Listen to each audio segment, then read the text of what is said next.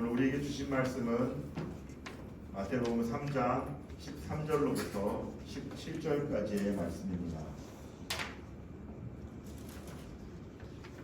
마태복음 3장 13절로부터 17절까지의 말씀을 저와 여러분이 한 절씩 교독합니다. 제가 먼저 13절 읽겠습니다. 이때 예수께서 갈릴리로부터 요단강에 이르러 요한에게 세례를 받으려 하시니 요한이 말려 이르되 내가 당신에게서 세례를 받아야 할 터인데 당신이 내게로 오시나이까. 예수께서 대답하여 이르시되 이제 허락하라. 우리가 이와 같이 하여 모든 일을 이룰 것이 합당하니라 하시니 이에 요한이 허락하는지라. 예수께서 세례를 받으시고 곧 물에서 올라오실새 하늘이 열리고 하나님의 성령이 비둘기같이 내려 자기 위에 임하심을 보시더니 함께 있습니다. 하늘로부터 소리가 있어 말씀하시되 이는 내 사랑하는 아들이요 내 기뻐하는 자라 하시니라. 아멘. 함께 세우는 하나님의 의라는 제목을 가지고 말씀을 나누려고 합니다. 오늘 보면 우리가 예전에 한번 나눴던 적이 있었죠. 첫째 주에 누가복음 할 때 그때 이제 주님 세례주일이었는데 그때 이 세례 사건을 나눈 적이 있습니다. 여러분 신앙생활하면서 우리가 세례를 받게 되는데요. 그 세례를 받는 의미는 크게 두 가지가 있다라고 볼 수가 있습니다. 여기 계신 분들이 아마 거의 다 세례를 다 받으셨을 텐데요. 세례에는 씻음과 내려놓음의 의미가 있습니다. 그러니까 세례의 의미를 숙고해 보면은 첫 번째로는 죄를 씻는다는 의미가 이 안에 내포되어 있고요. 나머지 하나는 우리가 잘 아시는 바와 같이 나를 내려놓는 자기 부인의 의미를 지니고 있다는 말이죠. 근데 이 두 가지 개념이 따로 떨어져 있는 게 아니에요. 세례를 통해 죄를 씻으니 죄에서 어떻게 해요? 구별이 됩니다. 그럼 어떻게 하나님과 연합될 수가 있죠. 죄랑 같이 있으면서 하나님과 연합할 수가 없어요. 세례를 통해서 죄를 씻으면서 그 죄에서 멀어지게 되니까 하나님과 연합하게 되고요. 또 세례를 통해서 나를 내려놓게 되면, 그러니까 자기 부인하게 되면은 하나님과 연합할 수 있는. 여전히 내가 내 주인이 되고 내 안에 있다 보면요, 하나님이 주인이 될 수가 없어요. 하나님 연합할 수가 없습니다. 내 고집을 세우다 보면요, 연합할 수가 없어요. 즉 세례를 통한 씻음도 내려놓음도 그리스도와의 연합으로 이어진다는 것이죠. 이게 신약에서만 있었냐? 그렇지가 않습니다. 구약에서도 이런 사상들이 계속해서 나옵니다. 이미 구약에서도 세례를 통한 씻음과 내려놓음이 하나님과 연합으로 이어진 예가 정말 많죠. 창세기에서 보면 노아 홍수 사건이 등장합니다. 죄악이 관영했어요. 죄악이 워낙 관영하니까 하나님께서 세례의 의미, 물을 통하여서 그들과 세상과 노아의 가족들을 구분합니다. 이 물을 통하여서 많은 죄악을 가졌던 사람이 다 죽죠. 죄를 씻는 작업들을 합니다. 그리고 나서 심판을 하죠. 대신 노아는 거기로 구별돼서 누구랑 연합하냐면 하나님과 연합함으로 그 방주 안에서 살아가게 됩니다. 홍수라는 엄청난 심판 중에서도 전적으로 방주를 의지했던 그들은 죄에서 구별된 것 동시에 하나님과 함께 연합되는 것을 맛보게 되는 것이죠. 세례의 의미를 이때 깨닫게 됩니다. 또 출애굽기도 이런 의미가 등장을 하죠. 애굽이 죄의 상징이었는데요. 애굽에 있다가 홍해를 건너면서 죄에서 멀어지게 됩니다. 홍해는 우리가 세례의 의미를 가진다고 얘기를 했잖아요. 그 멀어지게 돼요. 그렇게 되면 죄에서부터 떨어지게 되고 나머지 광야 이후의 삶은 누구랑 동행하냐? 하나님과 연합함으로 동행하는 거죠. 세례의 의미가 거기에 담겨져 있는 겁니다. 이 두 사건이 옛사람은 죽고 또 새 사람으로 다시 태어나는 것을 상징하는 세례의 정신을 배경하고 있죠. 그러니까 그들은 삶 속에서 마주했던 홍수 사건에서도 또 홍해 사건을 통해서도 씻음과 내려놓음으로 인해 하나님과의 연합을 경험하게 됩니다. 세례는 이렇게 중요한 의미를 담고 있죠. 자, 오늘 본문에서 예수님께서는 이 씻음과 내려놓음의 의미가 담긴 세례를 받으시려고 하는데요. 겉으로 보기에 이 과정이 순탄해 보이지 않습니다. 이 요한의 닉네임이 있죠. 세례 요한이라고 이렇게 부르는 사람들이. 어떤 분들은 잘 모르시는 분들은 세례가 요한의 이름인 줄 알아요. 외국 사람의 이름은 이렇게 나눠져 있으니까. 근데 닉네임이죠, 닉네임. 요단강에서 물로 세례를 베풀었기 때문에 그렇게 불린 것이죠. 그런데 요한이 이 세례를 주려고 하다가 문득 놀라는 일이 발생을 합니다. 자, 우리 13절, 14절 제가 다시 한번 읽겠습니다.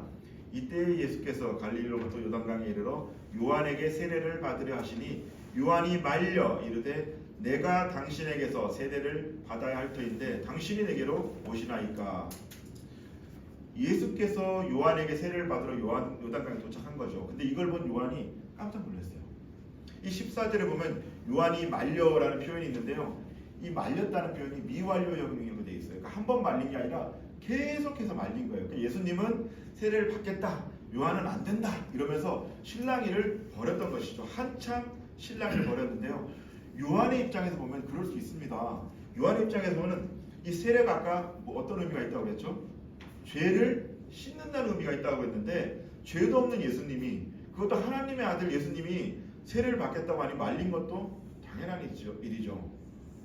당시에 세례를 베푸는 사역을 했던 요한이지만 누가 죄인이고 누가 아니고는 영적으로 이미 알고 있었습니다. 그러니까 당연히 이런 반응을 보일 수밖에 없죠. 그의 고백을 보면요, 그의 신념이 드러나는데요. 이 14절 말씀입니다. 같이 한번 한 목소리 한번 읽겠습니다. 시작. 요한이 말려 이르되 내가 당신에게서 세례를 받아야 할 터인데 당신이 내게로 오시나이까. 자, 이 말은요, 죄사함을 얻기 위한 세례를 요한이 베풀고는 있지만 자신이 본질적으로 죄를 가지고 있어요. 요한이 세례를 베푼다고 해서 깨끗한 사람이 아니에요. 자신이 죄가 있지만 그래도 세례를 베푸는 일이 자기 사역이었기 때문에 자기가 세례를 주긴 하지만 예수께로부터 자신이 세례를 받아야 될 사람이지 예수께 세례를 줄 사람은 아니다라는 것이죠. 그 표현을 하고 있는 거죠. 어찌 보면 이 말은 겸손한 표현일 수 있지만 예수께서 죄가 없으시다는 사실을 분명하게 알고 있었던 그런 표현입니다. 그런데 이것까지는 우리도 그렇게 예상할 수 있어요. 우리도 그럴 것 같아요. 우리도 만약에 제가 세례를 받는 입장에서 예수께서 세례 받으러 오시면 제가 세례를 드리겠습니까? 그분에게 똑같이 반응하겠죠. 그런데 좀 깊이 살펴보면요, 예수님의 의도, 즉 하나님의 뜻까지는 온전히 몰랐기 때문에 이런 반응을 보인 겁니다. 우리는 하나님의 뜻을 따른다고 하면서 때로 이렇게 내가 생각하기에 옳다고 생각하는 것이나 때로는 다른 사람들의 생각들이나 다른 사람들의 말에 더 귀를 기울이는 경우가 있습니다. 마치 그것이 하나님의 의인 줄 알고 행할 때가 있다는 것이죠. 그런데 그것은 나의 왕국을 세우는 일이지 하나님의 의가 될 수가 없습니다. 자칫 잘못하면요, 내가 하나님 나라 일을 한다고 하면서 이 일을 통하여서 하나님을 대적하는 일까지도 진행될 수가 있다는 것이죠. 오늘 예수께서 세례받는 장면도 우리가 보기엔 이해가 되지가 않죠. 당시에 요한이 생각하기에도 납득하기 어려운 일이었습니다. 그러나 예수께서는 하나님의 뜻이 더 중요했고 하나님의 의를 성취했기 때문에 세례 요한으로부터 세례를 받기 위해서 자신의 머리를 내어 미신 겁니다. 하나님의 뜻이 중요하죠. 어떤 상황에서도 하나님의 뜻이 어디로 향하고 있는지 살피고 방향을 거기에 맞추는 것이 중요합니다. 자, 이제 요한이 하나님의 뜻을 깨닫고 예수님의 말씀에 순종합니다. 15절 말씀 같이 읽겠습니다. 15절 시작. 예수께서 대답하여 이르시되 이제 허락하라. 우리가 이와 같이 하여 모든 의를 이루는 것이 합당하니라 하시니 이에 요한이 허락하는지라. 이제 허락하라라는 말은 명령입니다. 무슨 얘기냐면 네 생각을 포기하라라는 예수님의 최종 선언이에요. 더 이상 하나님 나라의 일을 가로막지 말라는 것이죠. 저는 여기서 참 아이러니한 생각을 하게 되는데요. 세례의 권한을 누가 주셨을까요? 우리가 세례를 줄 때 성부와 성자와 성령의 이름으로 세례를 줍니다. 그럼 세례의 권한은 하나님께서 주신 거예요. 근데 요한이 하나님께서 주신 권한으로 하나님의 뜻을 막으려 했다는 거죠. 우리가 교회 봉사를 하거나 사역을 하면서도 정작 하나님의 일을 막는 경우가 있다고 말씀드렸는데요. 하나님의 주신 달란트로 나름대로 헌신을 하고 있는데 실상은 그 일이 하나님을 대적한 일이 될 수가 있다는 거예요. 어떤 경우가 될까요? 우리가 여기 있는 우리가 내 의를 내려놓지 않고 내 생각을 내려놓지 않는 경우가 이에 해당하는 겁니다. 하나님의 뜻보다 사람의 눈치를 보는 경우가 이에 해당하는 것이죠. 더 나아가서 그동안 습관대로 하거나 아니면은 생각 없이 전에 하던 그 방법대로 반복을 하는 경우가 이에 해당합니다. 지금까지 하던 일을 올해도 반복하고 그러다 보면 생각도 행동도 움직이지 않고 그 자리에 그냥 머물러 있게 돼요. 예전처럼 그냥 동일하게 살아가면서 지내게 됩니다. 그래서 깨어있는 것이 중요하죠. 요한이 이렇게 자신의 의지를 굽히지 않으니까 하나님께서 더 이상 뜻을 가로막지 말라라고 이렇게 명령을 하신 겁니다. 지금 내가 하는 일이 하나님 나라의 일을 동역하고 있는지 하나님 나라의 일을 가로막는 일인지에 대해 하나님의 뜻을 늘 물어야 돼요. 일을 할 때마다 물어야 됩니다. 지금까지 나의 방식을 내려놓고 하나님의 뜻, 하나님의 모든 의에 집중해야 되죠. 자, 이제 예수께서 세례를 받으시자 하나님의 의가 이루어지는데요. 16절 말씀입니다. 예수께서 세례를 받으시고 곧 물에서 올라오실새 하늘이 열리고 하나님의 성령이 비둘기같이 내려 자기 위에 임하심을 보시더니 자, 요한이 주님의 명령에 순종해 세례를 베풀자 하나님의 영광이 임하는 역사가 일어납니다. 요단강에 모였던 사람들도 이 모든 광경을 다 봤는지는 정확히 나와 있지는 않아요. 그런데 분명한 것은 예수님께서는 이 상황을 목도하셨고요. 요한도 하나님의 성령이 임하는 것을 보았습니다. 이것을 통해 우리가 깨닫게 되는 것이 있죠. 성도들은 이 외적인 예식인 물세례, 우리가 물세례를 받죠. 이것과 동시에 성령의 인치심인 성령 세례를 함께 받아야 됩니다. 물세례만 받아가지고는 안 돼요. 성령 세례까지 받아야 되는 거죠. 예수께서 당시에 물세례를 받고 나서 성령이 비둘기같이 임하는 그 성령 세례를 받으면서 본을 보여주십니다. 그렇기 때문에 우리도 동일하게 따라가야 되죠. 죄 씻음의 의미의 그 물세례를 받지만 그리스도와 연합하는 그 물세례뿐만 아니라 성령 세례를 받음으로 그 구원의 기쁨과 감격을 계속해서 내 안에 누리고 살아가야 돼요. 내 삶 속에서 그것이 실현돼야 돼요. 물세례만 가지고는 내 삶 속에서 주님의 뜻대로 살아가기가 어렵습니다. 성도의 신앙생활의 바른 모습을 살아가기가 어려워요. 성령 충만해야 되는 거죠. 우리가 성령 충만할 때는요, 조금 화가 나는 일이 있더라도, 좀 불편한 일이 있더라도 지나갈 수 있어요. 넉넉히 이해가 가능한, 감당이 됩니다. 이해가 되어지죠. 그런데 성령 충만함이 없으면요, 작은 일에도 불쑥불쑥 화를 냅니다. 작은 일에도 내 분이 터져 나옵니다. 성령 세례를 받지 않으면, 성령에 충만하지 않으면요, 일상생활을 제대로 감당할 수가 없죠. 물로 세례를 받고 끝나는 것이 아닙니다. 구별된 삶을 통해서 성령 충만함을 받고 성령 세례를 경험하며 신앙이 그렇게 성숙되어져 가야 되죠. 세례의 완성은 성령 세례에 있습니다. 자, 이제 하나님께서는 세례를 받으신 예수께서 그리스도로서의 사역을 이제 시작할 것임을 선포하시는데요. 하늘로부터 소리가 있어 말씀하시되 이는 내 사랑하는 아들이요 내 기뻐하는 자라 하시니라.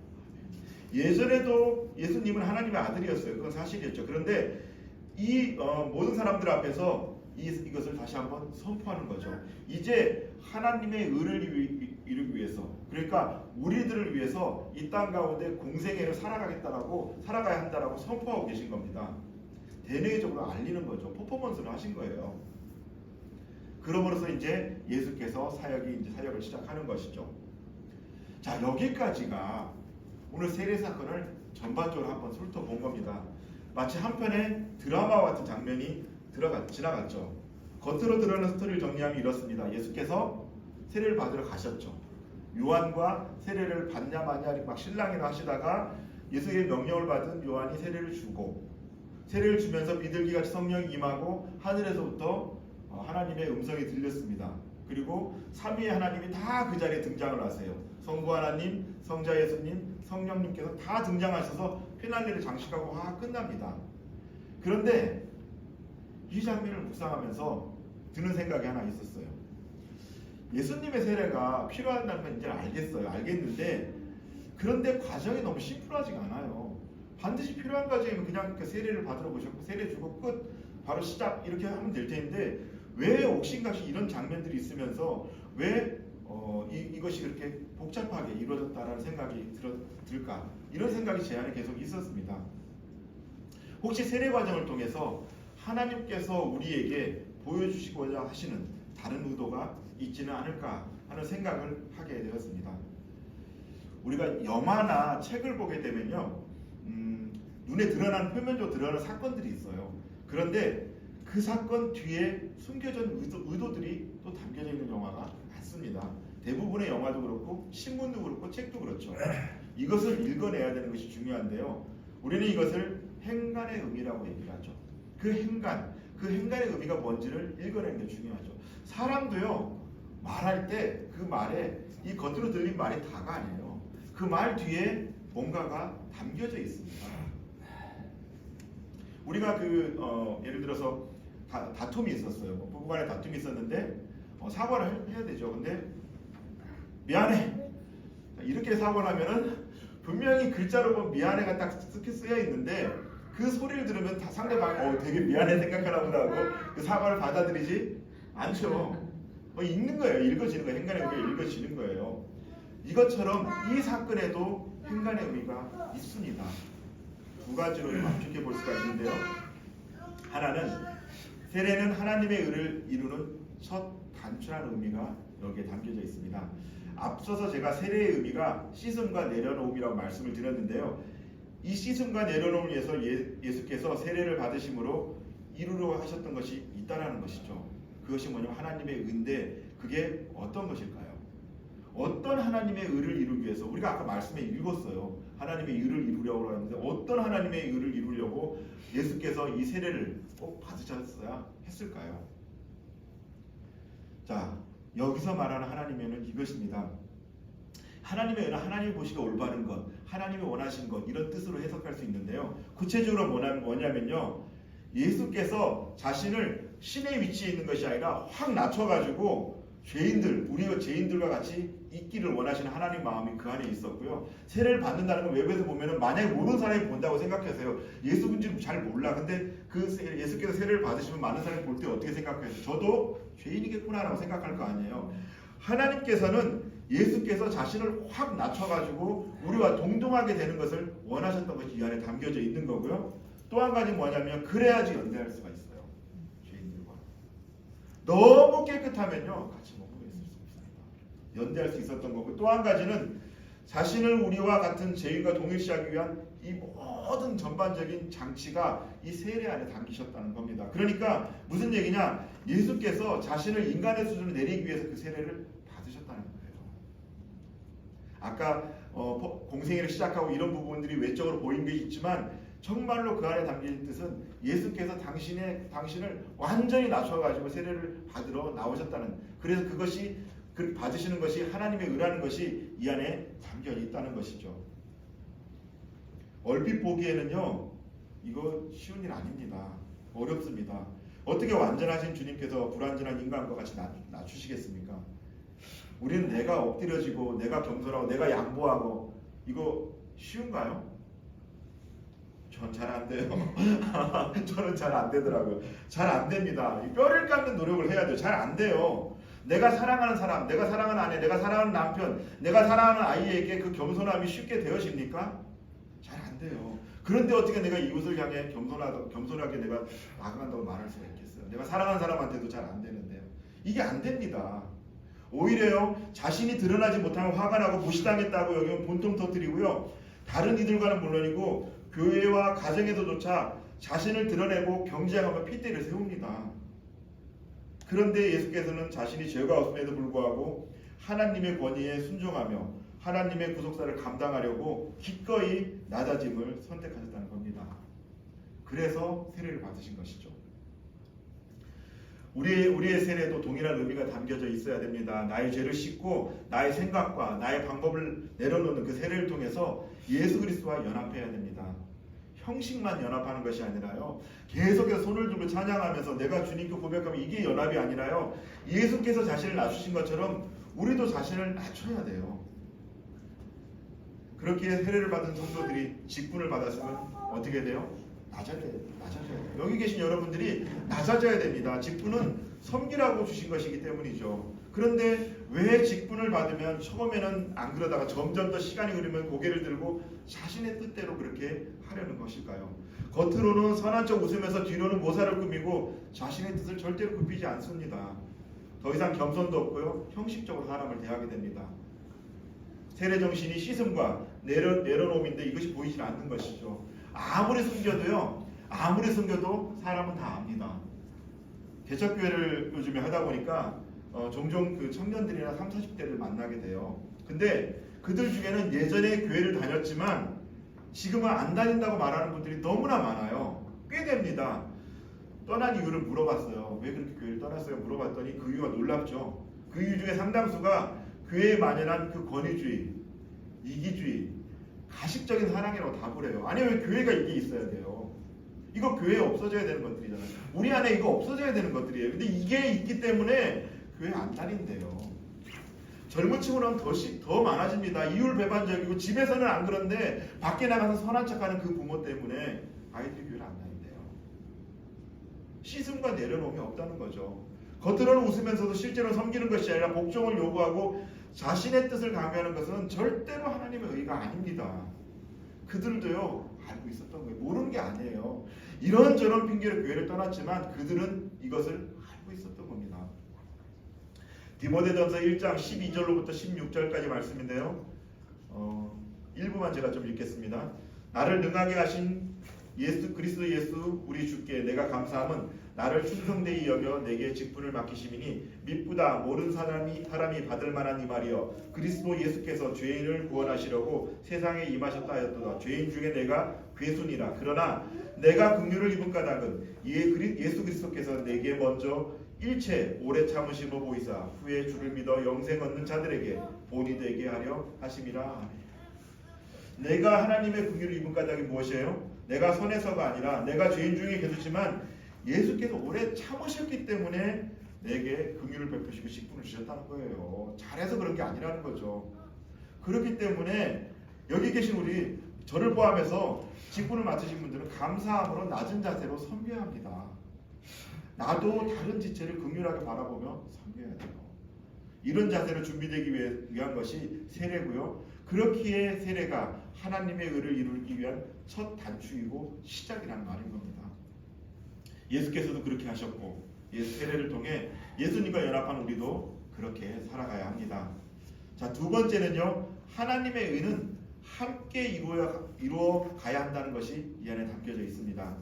15절 말씀인데요. 예수께서 대답하여 이르시되 이제 허락하라. 우리가 이와 같이 하여 모든 일을 이루는 것이 합당하니라 하시니 이에 요한이 허락하는지라. 세례를 받기 위해서 예수님의 역할은요. 세례를 받으러 나가시는 거였어요. 그러면 요한의 역할은 예수께 세례를 베푸는 거였습니다. 자신의 생각을 내려놓고 요한의 생각이 있었죠. 아까 분명히 신랑이 버렸잖아요. 자신의 의지를 내려놔야 돼요. 하나님의 뜻이 무엇인지 분별하여서 자신의 맡은 일을 하는 거예요. 나 잘 모르겠는데 하나님께서 시키시니까 그냥 하는 겁니다. 그런 의미가 담긴 표현이 우리가예요. 우리가 하라는 표현이 그것이 담겨 있는 겁니다. 같이 하자는 겁니다.